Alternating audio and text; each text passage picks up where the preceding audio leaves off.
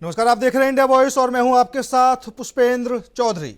2027 विधानसभा चुनाव के लिए भारतीय जनता पार्टी ने अभी से कमर कसनी शुरू कर दी है और 7 सीटों पर बुजुर्ग विधायकों को लेकर भी पार्टी में चर्चा शुरू हो गई है। दरअसल 70 साल की उम्र पार कर चुके इन विधायकों में से कई विधायक अपने परिवार के लिए टिकट की पैरवी कर रहे हैं, लेकिन पार्टी का पूरा फोकस जिताऊ चेहरे पर होने से एक बार फिर इन्हीं पर दाव लगाया जा सकता है, ऐसी चर्चाएं चल रही हैं।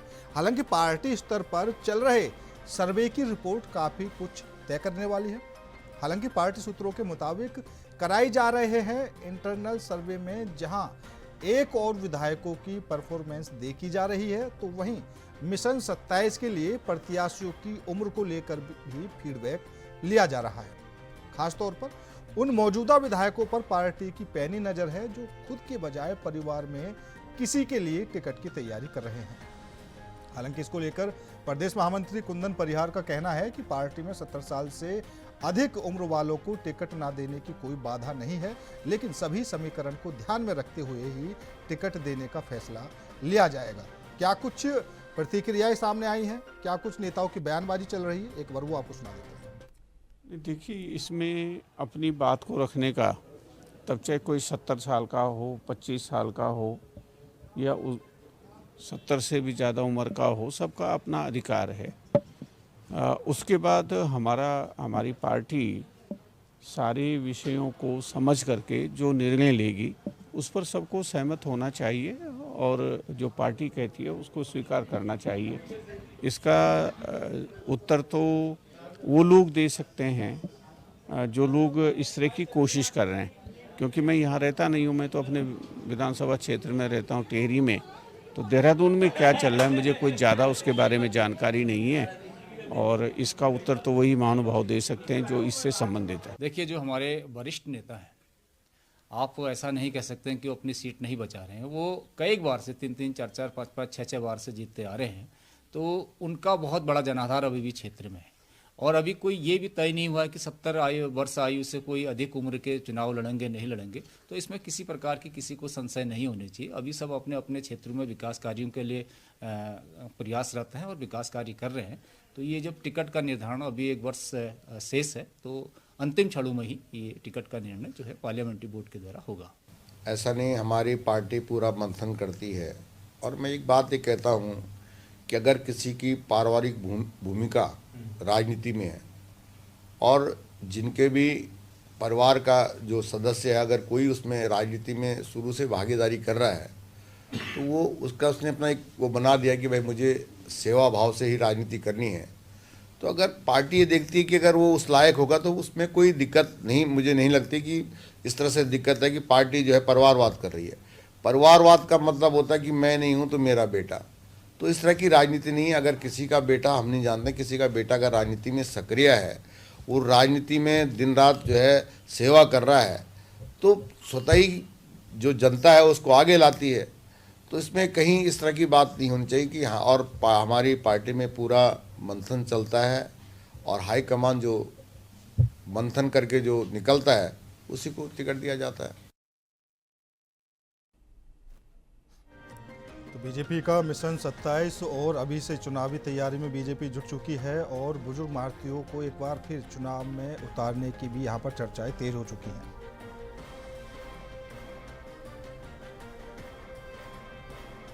तो विधायक अपने परिजनों के लिए टिकट की पैरवी करने से लगे हैं जिनकी उम्र 70 साल से ज़्यादा हो चुकी है। 7 विधायक जो देख रहे हैं कि उनको टिकट मिल सकता है। तो आज इसी मुद्दे पर करेंगे चर्चा में शामिल होने के लिए हमारे साथ भारतीय जनता पार्टी से प्रभा बदौनी जुड़ चुकी हैं, तो वहीं कांग्रेस से आशीष सैनी जी हमारे साथ जुड़ चुके हैं। दोनों ही मेहमानों का बहुत बहुत स्वागत है। सबसे पहले प्रभा जी आपके पास ही आना चाहूँगा, क्योंकि शुरू में जन जन की सरकार, जन जन के द्वार, फिर बीजेपी का सीक्रेट सर्वे और अब चर्चाएं ये भी तेज हो गई हैं कि क्या जो 70 साल से ज़्यादा के जो बुजुर्ग हैं, 7 विधायक ऐसे हैं जिनकी उम्र 70 साल से ज़्यादा हो चुकी है, उन पर भी दाव लगाया जा सकता है। क्या कुछ कहेंगे? देखिए पुष्पेंद्र जी, मैं सबसे पहले कहना चाहूंगी कि हमारी पार्टी का एक मतलब एक नियम है, यहाँ पे एक अनुशासन से ये पार्टी चलती है। तो उसके अपने कुछ नियम होते हैं जिनके तहत पार्टी में टिकट दिया जाता है। हाँ। और अगर मैं आपकी ही जो बात आप कह रहे हैं उसी पर भी आ जाऊं तो देखिए, पिछले कुछ समय हमने एक सर्वे करवाया था, कोर ग्रुप की बैठक भी हमारे यहाँ हुई थी, तो जिसमें जेपी नड्डा जी आए थे। तो देखिए, स्पष्ट रूप से पार्टी का यही कहना है कि जो भी निर्णय लिया जाएगा वो जो एक अनुशासनात्मक तरीका होता है कि पहले ये देखा जाएगा कि जो हमारे सीटिंग विधायक है जहां पर वो पहले से ही काम कर रहे हैं वहां पे सर्वे करवाया जाएगा, उनकी क्या परफॉर्मेंस है, जनता में उनकी कितनी पसंद है, और जो विकास के कार्य सरकार लेकर आई थी या संगठन के माध्यम से जो जो अभियान चलाए गए वो कितने प्रभावी तरीके से लोगों तक पहुंचाए गए। तो एक तो ये भी बहुत बड़ा क्राइटेरिया रहेगा जो भी पार्टी ने क्लियर कर दिया है। दूसरा ये भी है कि जब भी देखिए, जब चुनाव में भूपेंद्र जी हम लोग जाएंगे। प्रभा जी, ये जो सीक्रेट सर्वे बीजेपी की तरफ से कराया जा रहा है, क्या हाईकमान की तरफ से टीम का जो चयन है वो किया गया है? किस तरीके से आपके पास वो रिपोर्ट पहुंचेगी?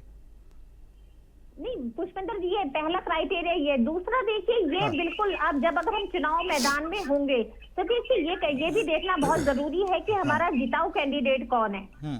बिल्कुल देखेंगे, अगर चुनाव में हम जाती है कोई भी पार्टी तो एक रणनीति के तहत वो बनाएगी, अपनी रणनीति बनाएगी। उसमें ये देखना कि ये पुराने विधायक है, ये नए विधायक है, अगर ये लगेगा पार्टी को कि ये वहां से जनता इनको समर्थन दे रही है, ये जिताऊ कैंडिडेट है, तो निश्चित तौर पर उनको पार्टी टिकट देगी। ये भी पार्टी फोरम पे सुनने में ये भी आ रहा है कि कई ऐसे विधायक हैं जिनकी उम्र 70 से ज्यादा हो चुकी है और वो अपने परिजनों को, कोई अपने बेटे के लिए, कोई किसी के लिए टिकट की पैरवी अभी से कर रहे हैं। तो क्या ऐसे में अगर उनके किसी परिजन को टिकट दिया जाता है तो जो और कार्यकर्ता हैं वो भी तो टिकट की रेस में होंगे? मैं पहले तो ये स्पष्ट बता दूं कि भारतीय जनता पार्टी में बिल्कुल परिवारवाद नहीं है। अगर परिवारवाद के तहत इससे पहले कहीं पर भी दिया होगा तो कहीं ना कहीं वो जो व्यक्ति है उस परिवार का रहा होगा, वो जनता में पहले से ही सक्रिय रहा होगा, उसके बेटे हों या परिवार के लोग हैं, उन्होंने निश्चित तौर पर एक समाज सेवी वो रहे होंगे, उन्होंने काम भी किया होगा। तो वो अपने वो भी अगर दावेदारी करेंगे तो वो तभी दावेदारी करेंगे अगर जनता में वो स्वीकार्य होंगे। पार्टी ये जरूर देखिए कि भारतीय जनता पार्टी केवल इस तरह से टिकट देना कि उनके पिता या किसी की वो बेटी है उनको टिकट दे देंगे, तो भारतीय जनता पार्टी की परिपाटी नहीं है।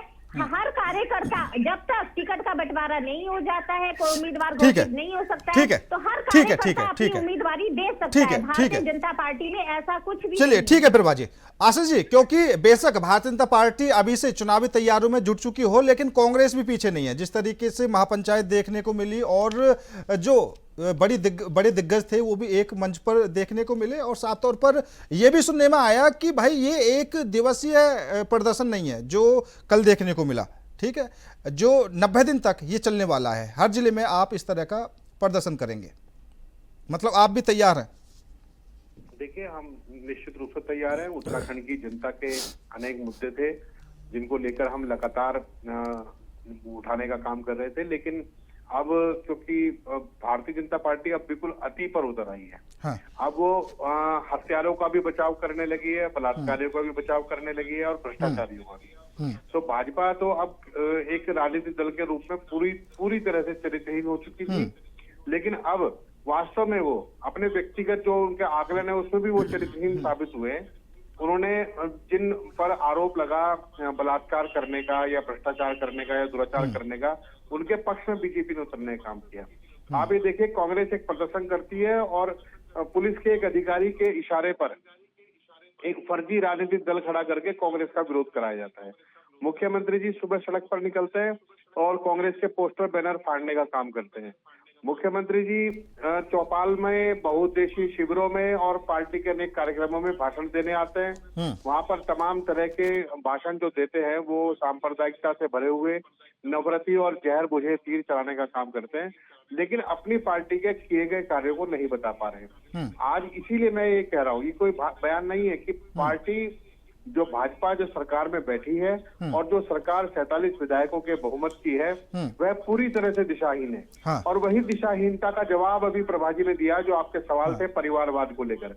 परिवारवाद को लेकर यही दिशाहीनता है। यानी ये अपने किसी नेता के परिवार के लोगों को टिकट दें या कांग्रेस से गए हुए नेताओं के परिवार वालों को टिकट दें तो कोई दिक्कत नहीं है। अगर ऐसा दूसरी पार्टी के लोग करते हैं तो वो परिवारवाद है।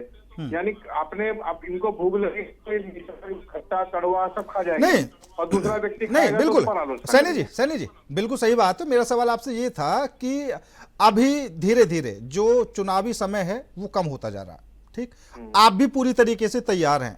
कल जिस तरीके से प्रदर्शन देखने को मिला, ठीक है, एक दिन में वो समाप्त हो गया, लेकिन दूसरी तरफ कांग्रेस के नेता ये भी कहते हुए नजर आए कि हम इसी तरह 90 दिनों तक हर जिले में करेंगे। आपके बड़े बड़े मुद्दे रहे, क्योंकि ये कहा जाता है कि उत्तराखंड में कांग्रेस मुद्दे तो उठाती है लेकिन 4 दिन बाद फिर भूल जाती है। तो 90 दिन जो ये चलेगा, क्या यही है कि लास्ट समय तक जितने भी मुद्दे हैं उनको ना भुलाया जा सके और जनता के बीच में वो सभी मुद्दे जिंदा रहें? देखिए, मैं आपकी बात से पूरी सहमति रखता हूँ और निश्चित रूप से बहुत से मुद्दे ऐसे थे कि आज हम उठा रहे हैं किसी विषय को, अगले दिन दूसरा विषय हो जा रहा है, परसों तीसरा विषय हो जा रहा है। हमने ये निर्णय लिया कि उत्तराखंड की जनता जब चुनाव में जाएगी और जनता से के जो सवाल है उन सब सवालों पर एक साथ बात की जाएगी और पूरा चुनाव हम केवल मुद्दों पर केंद्रित रखेंगे जो हमारे जनता के सरोकारों से जुड़े हुए हैं। ये जो मुद्दे नैरेटिव बनाने का काम करते हैं, खड़े करते हैं, उन पर हम कोई चर्चा नहीं करेंगे क्योंकि उन पर बीजेपी खुद चर्चा नहीं करती है। आप एक बड़े डिजाइन से देखिए, पिछले 2 साल से लगातार उत्तराखंड की भाजपा ने हर 15 दिन में एक नए मुद्दे को उठाया और उस पर बहस की, उस पर गाल बजाई की और उस मुद्दे को उठाकर एक तरफ रख दिया, फिर 15 दिन बाद दूसरा उठा लिया। हमारा ये कहना है कि जनता के जो मुद्दे हैं वो लगातार तैयार है। जैसे सीबीआई जांच नंबर 1, सीबीआई जांच नंबर 2, उनका आज तक पता नहीं है कि वो कहाँ पे है। मुख्यमंत्री जी के खुद के घोषित करने के बावजूद भी पता नहीं कौन से अधिकारी हैं जो मुख्यमंत्री की बात सुनते नहीं है। ठीक है, ठीक है। मतलब ये जो अंकिता भंडारी हत्याकांड का मामला है, ये एक बड़ा मुद्दा 2027 के चुनाव में रहने वाला है और साफ तौर पर प्रभाजी जो आरोप लग रहे हैं कि सीबीआई जांच के लिए, चलिए ठीक है, सीएम साहब ने सिफारिश कर दी, लेकिन अभी तक क्या कुछ नतीजा निकला? नहीं, अंकिता भंडारी का मुद्दा कतई 2027 में नहीं रहेगा। अंकिता भंडारी की लड़ाई, ठीक है आशीष जी, ठीक है की लड़ाई है, आशीष जी, ठीक है, हम लगातार लड़ने का काम करेंगे। ठीक है। तो मैं आपको इनको ये बताना चाहूंगी कि कल की भी जो इनकी रैली है बिल्कुल फ्लॉप रही है। हाँ। सबने देखा है। उसका कारण ये रहा है कि इनके पास मुद्दा ही नहीं है और जो ये बात कह रहे हैं उसमें कोई आधार नहीं है। अगर ये सोच रहे हैं कि 2.5-3 साल से चुपचाप बैठे हुए थे, अगर मैं आपको बताऊं, बेटी अंकिता का केस भी जब एक वायरल एक ऑडियो आती है उसके बाद ये लोग जाग रहे हैं।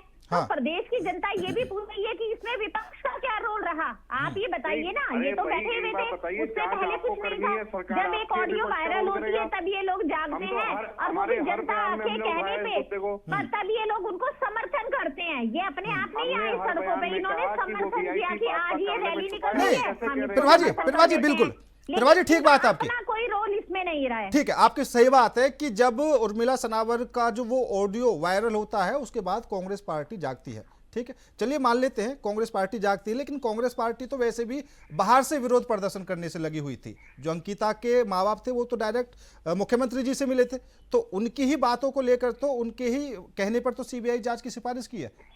जी बिल्कुल पुष्पेंद्र जी, तो मैं आपको यही बता रही हूँ कि भारतीय जनता पार्टी जो बेटी अंकिता है उसके न्याय के लिए शुरू से खड़ी है।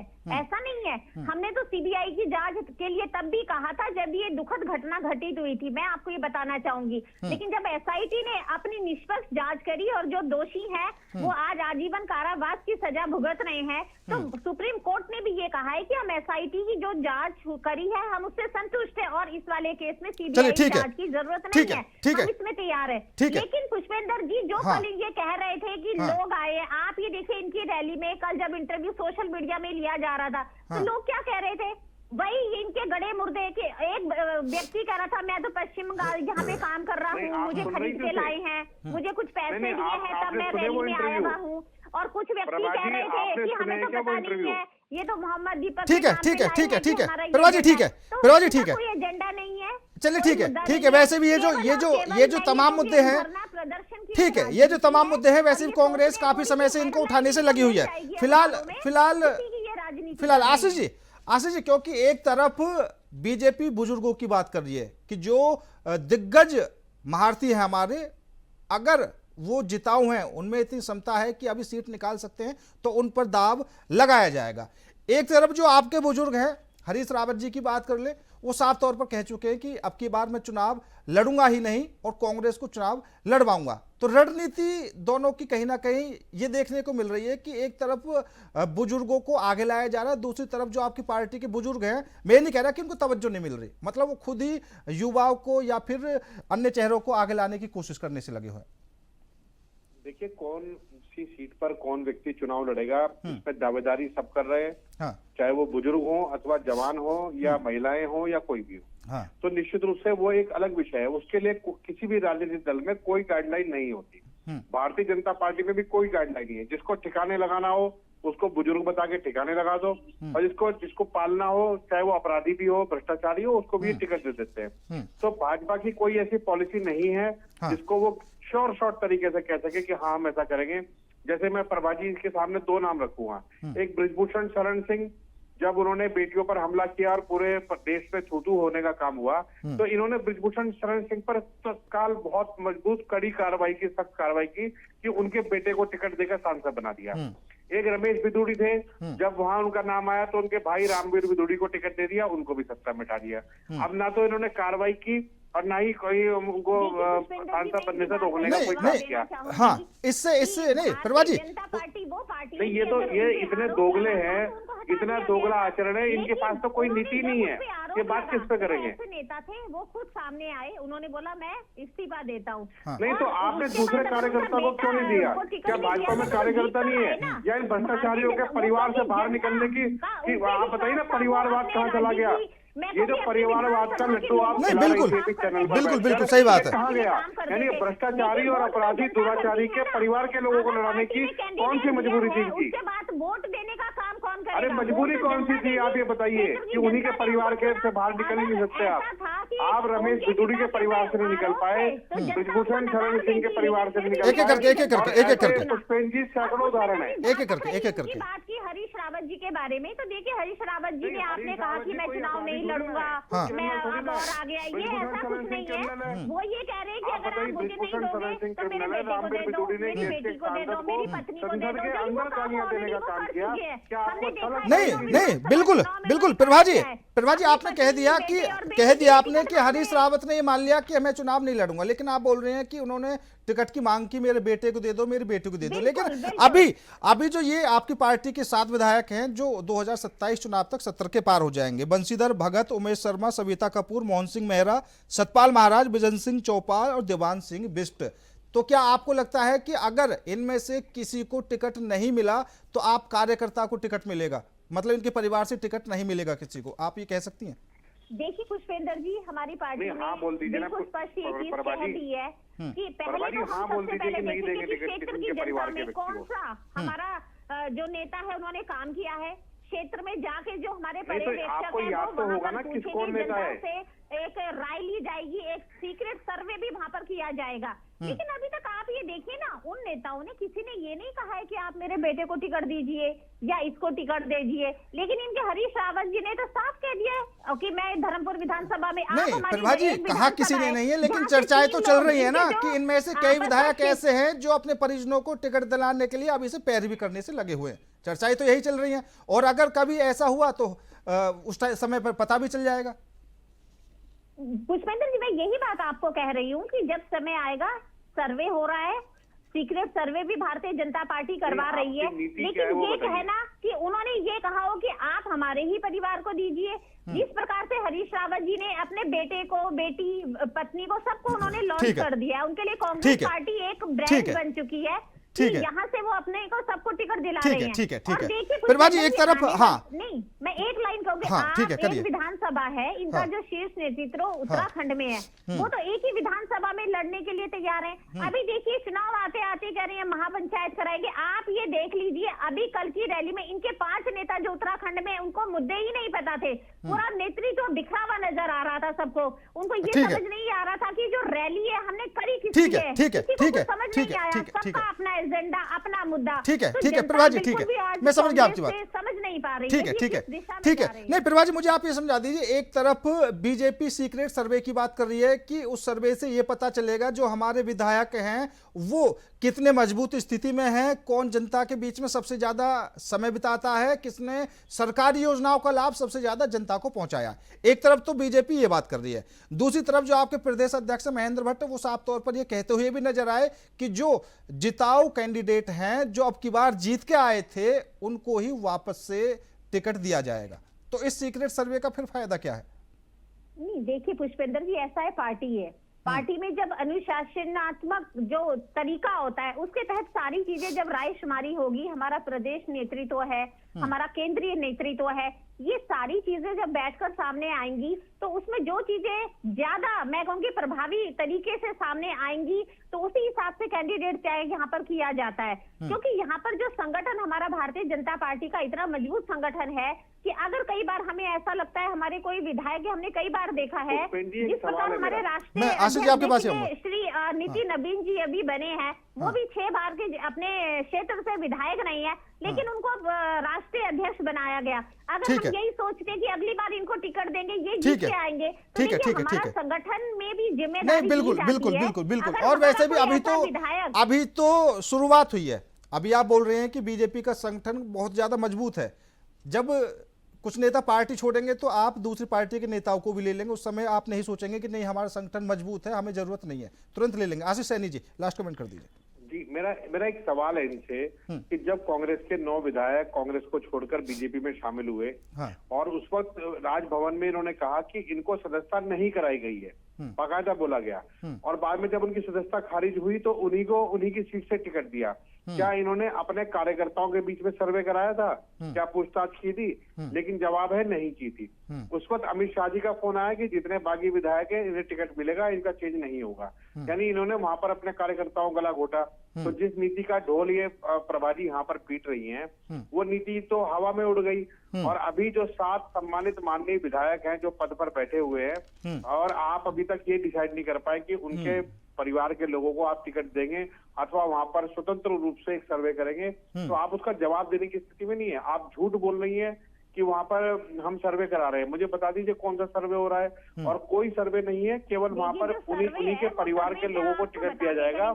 केवल चयन इन मुद्दों पर है पुष्पेंद्र जी कि उनकी पत्नी को दिया जाए या उनके बेटे को दिया जाए या उनके बहू को दिया जाए या उनके किसी और रिश्तेदार को दिया जाए, उससे बाहर ही निकल नहीं सकते।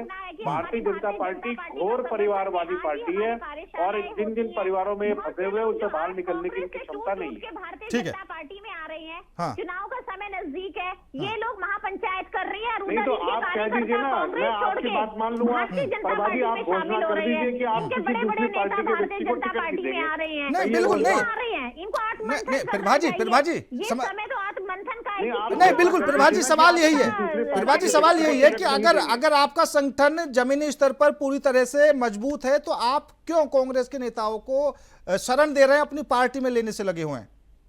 नहीं, देखिए पुष्पेंद्र जी, मैं कहूंगी कांग्रेस और भारतीय चाहे 2 पार्टी हैं, लेकिन देखिए एक विचारधारा की इसमें बात होती है। सब लोग जो राज्य को आगे बढ़ाने के लिए काम करते हैं, देश के लिए काम करते हैं, अगर कोई भी व्यक्ति जब उसको लगता है कि कांग्रेस में उसकी इतना आत्मसम्मान को ठेस पहुंचती है, आज उसको पदाधिकारी बनाते हैं, कोई नहीं तो क्या ये जो विचारधारा वाली बात है, ये जो विचारधारा वाली बात है प्रभाजी, ठीक है, एक ऐसी पार्टी है जो सम्मान कर रही है। ये जो विचारधारा वाली बात है, ये क्या चुनावी समय में याद आती है कि नहीं हमारी विचारधारा तो कांग्रेस से मिल ही नहीं रही है? ये जो प्रभाजी विचारधारा वाली बात है, तो क्या चुनावी समय में विचारधारा वाली बात नेताओं को याद आती है कि मेरी कांग्रेस से विचारधारा नहीं मिल रही है, अब चलो बीजेपी की तरफ? वो लगातार चलिए ठीक है, या बार समय पर लोग आते हैं। ठीक है प्रभाजी, समय भी कम है आपका भी, और आशीष जी आपका भी बहुत बहुत धन्यवाद मेरे साथ इस खास चर्चा में जुड़ने के लिए। लेकिन जिस तरीके से बीजेपी ने अपने मिशन 27 के लिए अभी से रणनीति बनाना शुरू कर दिया है, और साफ तौर पर जो चर्चाएं अभी चल रही हैं कि पार्टी में जो 7 ऐसे विधायक हैं जिनकी उम्र 2027 के चुनाव में 70 के पार हो जाएगी, लेकिन क्या वो जिताऊ विधायक हैं? उनको लेकर जो बीजेपी में मंथन किया जा रहा है कि क्या वो अभी भी अपनी सीटें निकाल सकते हैं, यही काफ़ी चीज़ें अभी बीजेपी के अंदर चर्चा का विषय बनी हुई है। और दूसरी तरफ ये भी चर्चाएं हैं कि उनमें से कई विधायक अपने परिजनों को टिकट दिलाने के लिए अभी से पैरवी करने से लगे हुए हैं। हालांकि क्या कुछ रणनीति होगी वो धीरे धीरे पता चल जाएगा। फिलहाल मेरे साथ इस खास पेशकश में इतना ही। नमस्कार।